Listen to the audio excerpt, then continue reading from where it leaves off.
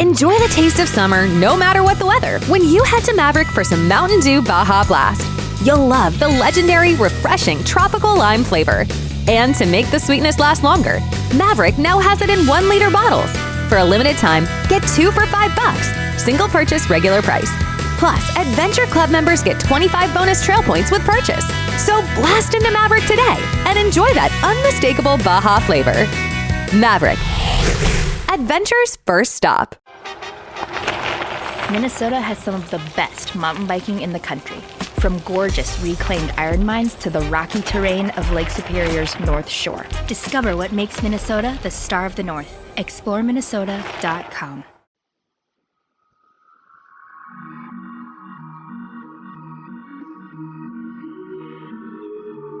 I'm Laurah Norton, and this is One Strange Thing, the show where we search the nation's news archives for stories that can't quite be explained. Strangers, today we've got a question for you. Do you believe in luck? Or rather, do you think that some people are naturally lucky or unlucky? Is there a roll of the dice that falls in their favor, or is it all down to chance? There are certainly some strange coincidences that have come to our attention via the media. Some are small and some are, well, life-changing or death-defying. Are some among us destined to live charmed lives? Predestined, perhaps? Is there a brief moment of some intervention, divine or otherwise, that takes hold, guiding the lives of mere mortals? Or maybe some people are just really good at scratching lotto tickets. That seemed to be the case with a Texas resident named Joan Ginther. She won $21 million in the scratch-off games, which, as we imagine you're thinking, is pretty impressive, but certainly not the highest jackpot ever scored. But here's the thing. According to Mental Floss, Joan Ginther didn't win the Texas lottery once. She turned in 4 separate winning tickets, 1 draw and 3 scratch-offs, between 1993 and 2010 to collect 4 separate multi-million-dollar prizes. The Associated Press reported that the odds of that kind of winning streak were calculated by, quote, mathematicians as slim as 1 in 18 septillion. Sounds pretty unbelievable, right? Well, considering that Joan Ginther earned a doctorate in mathematics from Stanford, maybe not. But according to the Charleston Gazette, no one could ever get a straight answer out of Joan. Did she figure out a mathematical approach, some sort of algorithm that allowed her to choose her tickets? She always bought them from the same little store in town. Was there someone who worked there who was in on it? Texas lottery officials didn't seem to think so. So, maybe it was just down to, well, luck. And there are some people who seem to live even more charmed lives than Jean Ginther. Of course, charmed may be relative when you consider some of what Australian Bill Morgan had to go through first. CNN wrote that Bill, a truck driver, was in an awful accident in 1999. His rig was crushed. The CE Financial News reported that the medicine used to treat Bill at the hospital after his accident actually caused an allergic reaction, and because of that, he suffered what looked like at first to be a fatal heart attack. Okay, not very uplifting and lucky so far, but stay with us. Though Bill was, quote, clinically dead for somewhere around 12 minutes, staff were able to bring him back, but as they warned Bill's loved ones, there was a serious possibility that his brain had suffered irreparable damage due to the lack of oxygen. Bill was in a coma for almost 2 weeks. The Financial News wrote that Bill's family was told to consider ending life support. But then, you guessed it, Bill came to and he was completely undamaged from the effects of the 12 minutes of oxygen deprivation. But we don't think you could call Bill unchanged, because according to the Financial News, something had shifted in Bill that day, namely his worldview. Within a year, he'd proposed to his girlfriend, switched careers, and picked up a new habit: scratch-off games. And it didn't take long for that gamble, to pay off. According to CNN, he won a prize worth $25,000. Once word got out that a man who'd risen from the dead had gone and won the lottery, well, a local news crew asked him to reenact the event for their cameras. Per the Financial News, Bill obliged, and then won another $250,000. And while we're speaking of lucky, there's the famous story of President Theodore Roosevelt. He could certainly be counted as fortunate for narrowly escaping an assassination attempt. You may have heard about this one in school if you had a cool teacher, but according to History.com, it goes something like this. Teddy was set to give a speech on the campaign trail, and he had a folded-up script, all 50 pages, in his breast pocket.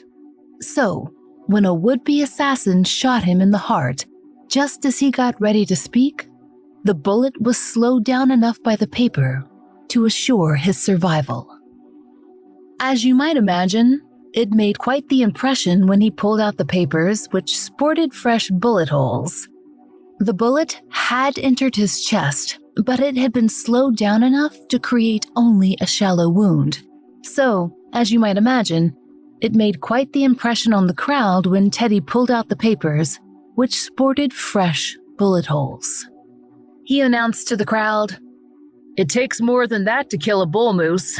Fortunately, I had my manuscript. So you see, I was going to make a long speech, and there is a bullet. This is where the bullet went through, and it probably saved me from it going into my heart. The bullet is in me now, so I cannot make a very long speech, but I will try my best." All of these stories are certainly displays of good luck, or fortune maybe, if you prefer, but they're individual, limited. What would you call luck on a bigger scale? Maybe, strangers, the right word in that case is miracle. Now, it's a lofty word and often met with suspicion, and that's fair. There have been plenty of swindlers and fakers out there who have passed off elaborate scams as the real deal.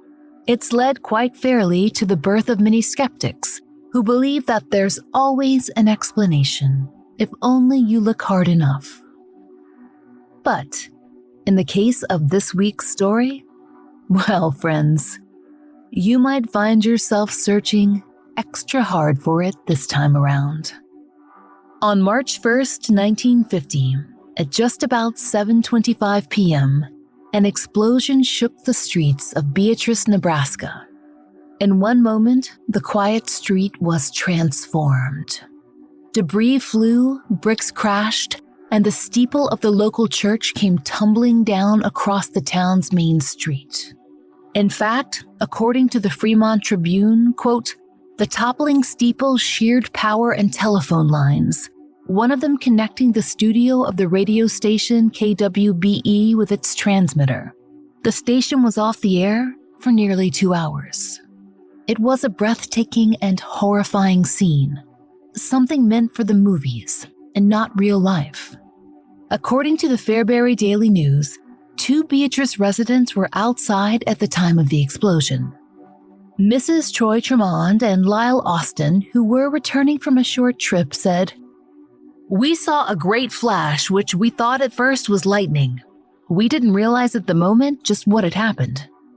They said the building had been completely leveled.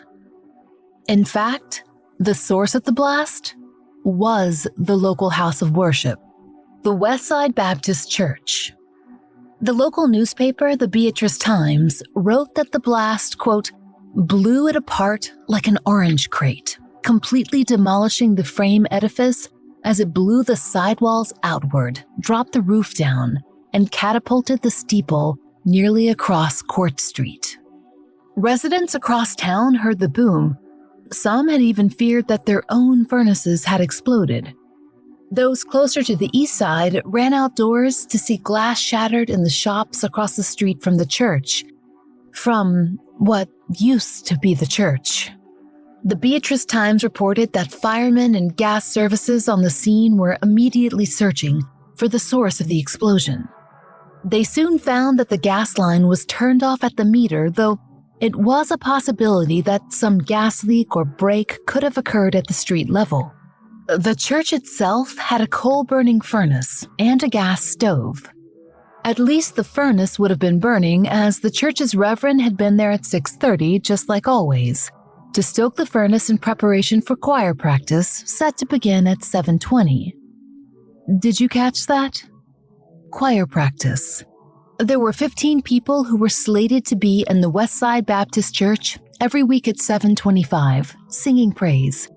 At the precise time, the building exploded. Most everyone in town would have known who was expected, but the Reverend, Walter Klimple, would obviously have the most precise count. And he would actually be able to give those names to authorities, including his own, and his wife, and his daughters. Because, for the first time in anyone's memory, the good Reverend had been running late to choir practice. The Lincoln Times reported that Reverend Walter had been inexplicably slowed down by his young daughter. His wife, known as, you guessed it, Mrs. Reverend Walter, noticed that at the very last moment, their child's dress was dirty. As you might imagine, that would not do for a church event, so she set out to quickly iron a fresh outfit for the child.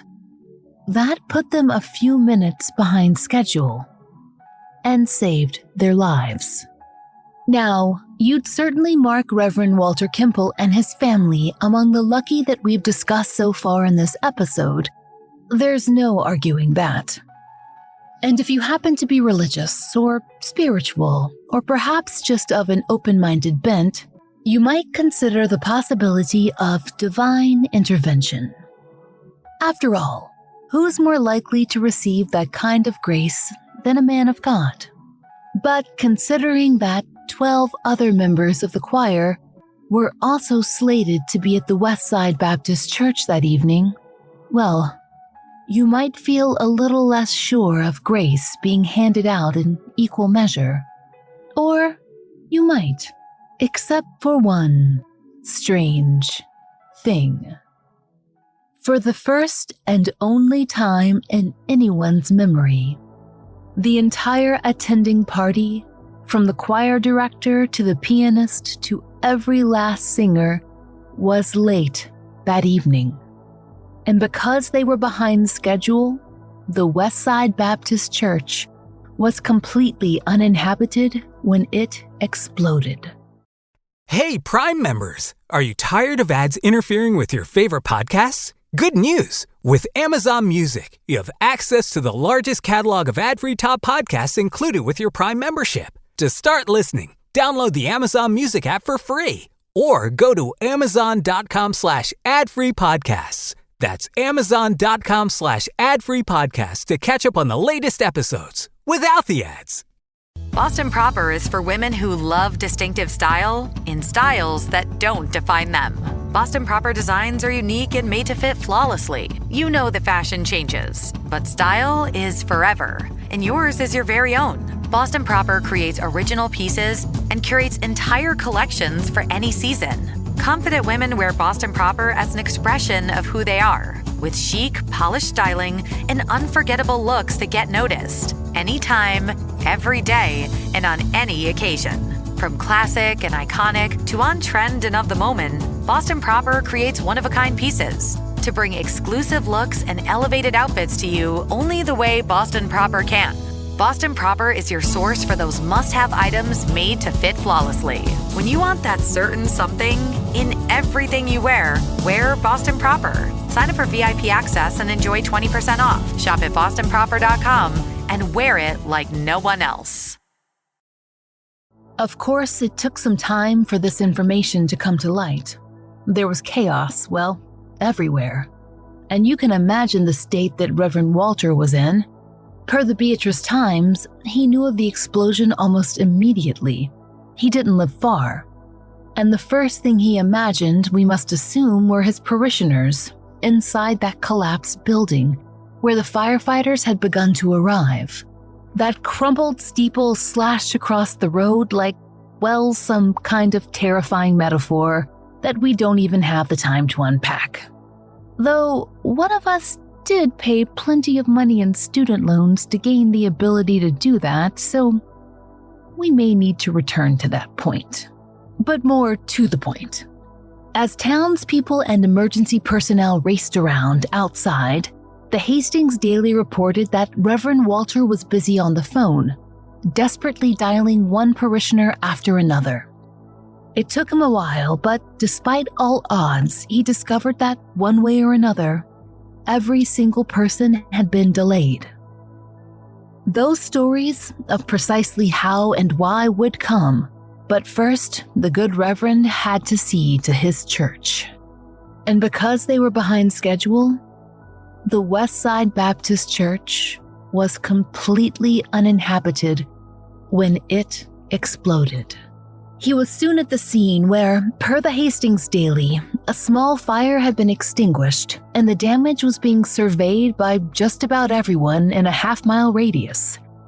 Reverend Walter Klimple was quite reasonably dazed himself and wasn't able to give local reporters an immediate estimate as to the possible cost of the damage, though he did tell the Lincoln Times that the church had insurance. All he was able to remember was what he told the papers about his movements before the blast. Reverend Walter had gone by the church at 6:30 to set the coal fire, just like always, so it'd be warm in time for rehearsal. He hadn't noticed anything odd.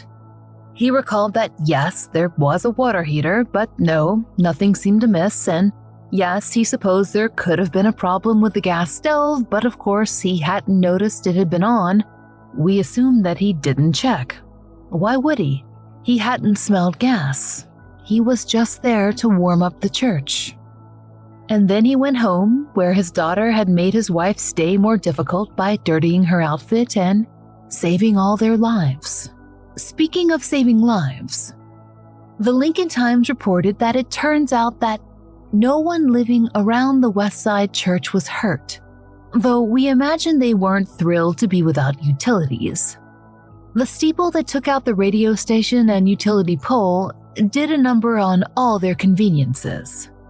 But they still interestedly watched the fire chief, who was searching for a source of the explosion, and they began to discuss the news that was already spreading around town, that every single choir member had been spared. And of course, that led to the natural questions. What exactly had they been up to? Had there been some sort of major event happening in the town of Beatrice that delayed them? A traffic jam? Some really amazing potluck? Nope. Nothing going on in the town, which had a population of just under 12,000 in 1950. There was no major event, not a storm, or a festival, or anything else that should have made every single person late. And that was particularly odd, because no one was ever late to choir practice. Because, according to the Lincoln Star-Journal, the choir director, one Mrs. Paul, was very, very particular about punctuality. Being on time was being late. Being early was being on time. You know the type. Very frightening, and of course, the only person in any situation who can get anything done.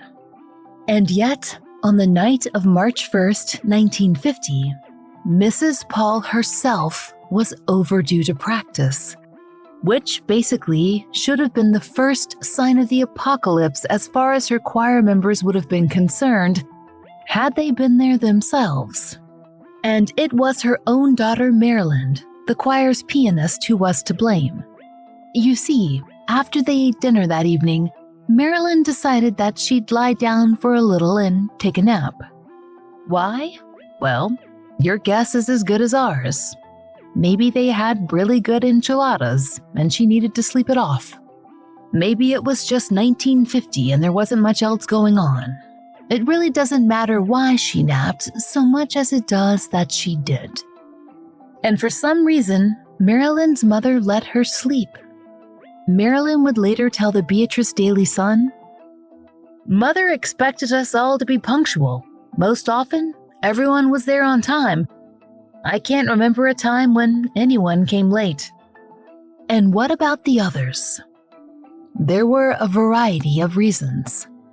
Life magazine eventually came to town to cover the story and took more than a dozen photos of the miraculous choir and the unfortunately decimated church. They spoke to everyone, too. One such person was Herbert Kipf, who described himself as a lathe operator. Life wrote that Herbert, quote, would have been ahead of time, but he'd put off an important letter. "I can't think why," he said. But he lingered over it and was late. Some sources wrote that Herbert was reading the letter, and others said he was writing it, but either way, he couldn't exactly send it off at night and expect it to speed along delivery, so it was an interesting sense of urgency. A number of high school students were members of the choir, and they all were made late in one way or another.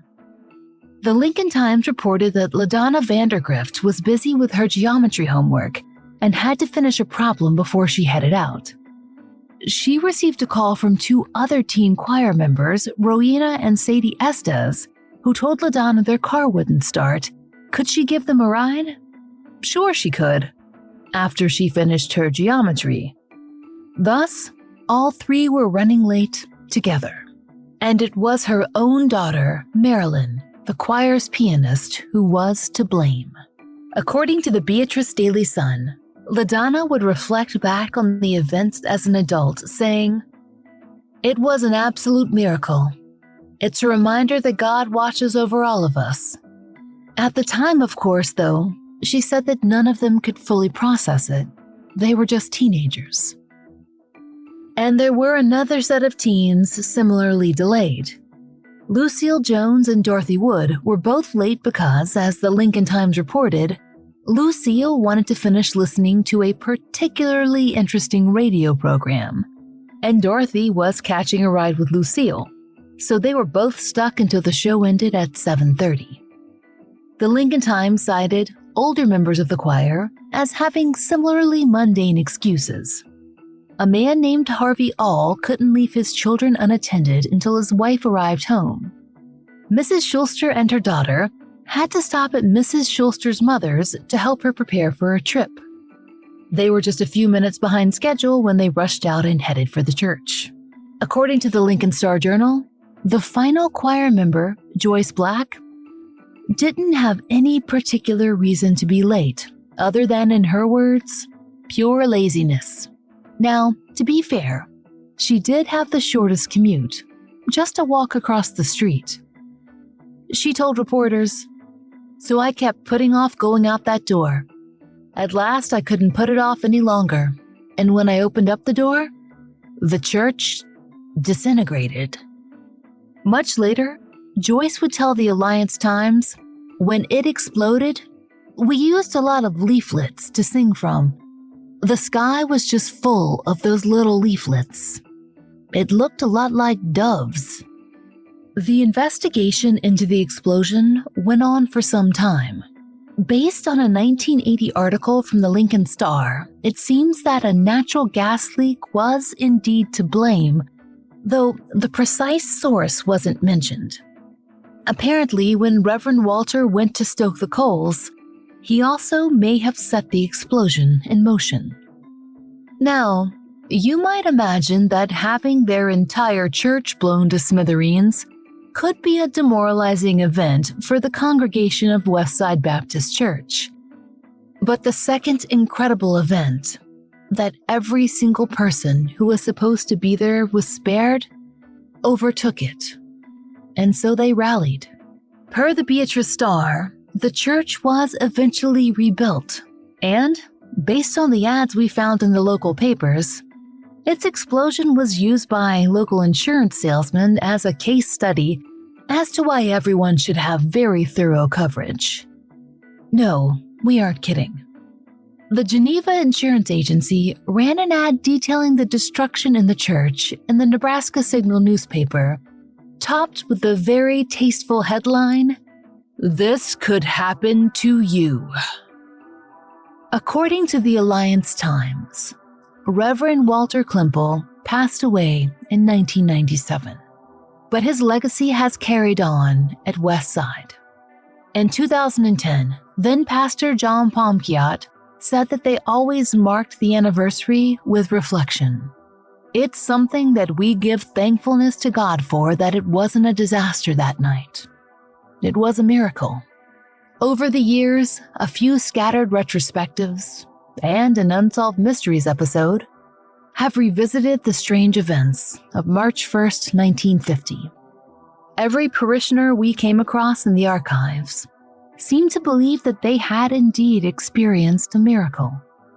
Joan Black, who lived across the street from the blast, said she felt a higher power was certainly at work. She told the Alliance Times, "There would not have been a splinter of us left unless God had willed something else for us to do in life. That's what I always thought. I've had a very useful life. As a 15-year-old, things don't hit you as deeply, but as you watch your babies growing, I could not have had all these wonderful memories." Whether or not this was a miracle, strangers, we certainly aren't qualified to say. Your take on that, whether you view it as the hand of God, or some other force, or just an incredible series of coincidences that somehow slid into place on a single fateful night, that's up to you. But we feel confident in saying that there's no secret machination that we can find beneath this tale, no man behind the curtain, no zipper in the Sasquatch suit. There's no way around it. The Nebraska 15 were very, very lucky. And if you want to chalk that up to divine intervention, perhaps it's as good a time as any. If your higher power, if you should have one, can be credited for a winning lottery ticket, then perhaps we shouldn't be shocked if bigger wonders are possible too. We hope you'll join us next time for another real-life story from the fine print of America's local papers. From the lives of regular people, just like you and me, except for one strange thing.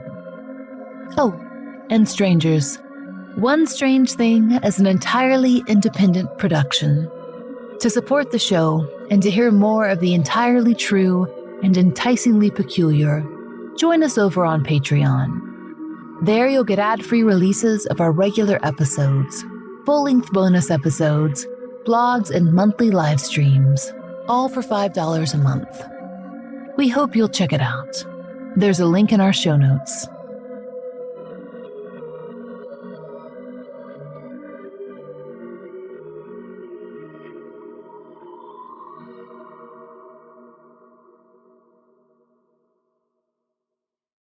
This episode is brought to you by Progressive Insurance. Whether you love true crime or comedy, celebrity interviews or news, you call the shots on what's in your podcast queue. And guess what? Now you can call them on your auto insurance too with the Name Your Price tool from Progressive. It works just the way it sounds. You tell Progressive how much you want to pay for car insurance, and they'll show you coverage options that fit your budget. Get your quote today at Progressive.com to join the over 28 million drivers who trust Progressive. Progressive Casualty Insurance Company and Affiliates. Price and coverage match limited by state law.